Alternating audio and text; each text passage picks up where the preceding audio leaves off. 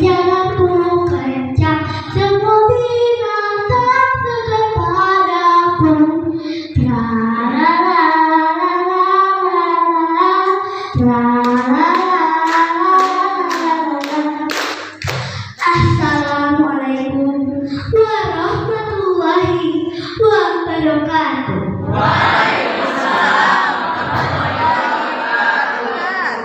Sampurasun. Para hadirin yang saya hormati, rekan-rekan literasi penerus perjuangan bangsa. Perkenalkan, nama saya Sonia Sakila Maulana. Jalan-jalan naik komedi putar. Bentuknya lucu, kuda-kudaan. Kalau kalian ingin pintar, yuk kita baca buku di perpustakaan. Salam literasi. Teman-teman, kira-kira ada yang tahu tidak binatang apa yang tadi saya nyanyikan? Yuk kita cari tahu jawabannya di cerita Legenda Si Loreng. Cerita ini diambil dari buku edisi revisi Cerita Rakyat Nusantara 3 yang diterbitkan oleh Erlangga Forkids. Begini ceritanya. Tersebutlah sepasang suami istri yang hidup dengan tenang dan bahagia di daerah Tasikmalaya, Jawa Barat. Mereka mencari nafkah dengan bertani. Pada suatu hari di tepi hutan, mereka menemukan anak harimau yang ditinggalkan mati oleh induknya. Anak harimau itu dididik, dipelihara, dan diperlakukan seperti keluarga mereka sendiri. Semakin lama, anak harimau itu tumbuh menjadi besar, cerdas, dan takat. Kemudian anak harimau itu diberi nama Si Loreng karena bulunya yang berwarna hitam dan kuning keemasan. Karena hubungan erat Si Loreng dengan keluarga papanya, maka Si Loreng dapat mengerti kata-kata yang diucapkan oleh suami istri itu. Kalau diperintah, Si Loreng menurut dan mengerjakan perintahnya dengan baik. Suami istri itu semakin bahagia ketika lahir anak mereka, seorang bayi laki-laki yang lucu, sehat, dan menggemaskan. Hai, hai, hai. Apabila suami istri itu pergi ke sawah, anaknya ditinggal di rumah. Si Loreng lah yang ditugaskan untuk menjaga keselamatan bayi mereka. Hal itu berlangsung beberapa bulan. Pada suatu hari di siang yang terik, si petani hendak mengantarkan makanan kepada suaminya ke sawah.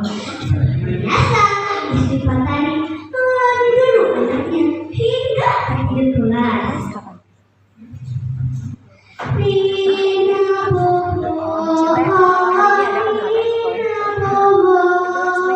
kalau tidak bobo digigit nyamuk. Banyak ya gantengnya Ambu.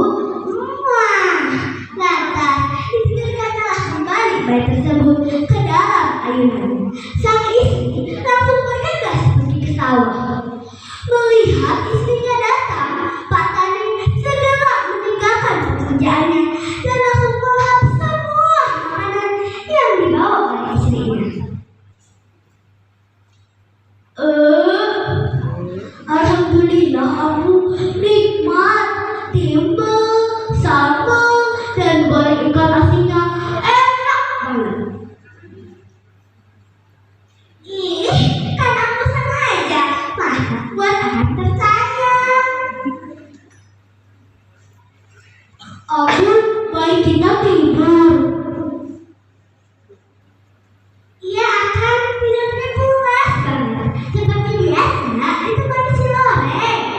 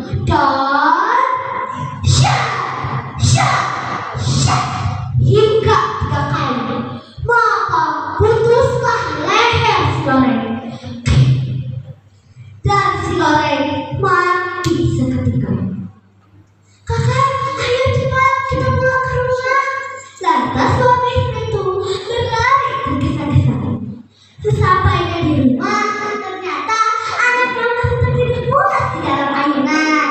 Sang istri langsung menggendong, memeluk, dan menciumnya. Sang bayi pun terbangun. Dia menatap haru sambil tersenyum bahagia melihat kedatangan orang tuanya. Alhamdulillah ya Allah, anak kita masih selamat. Ya ampun, alhamdulillah.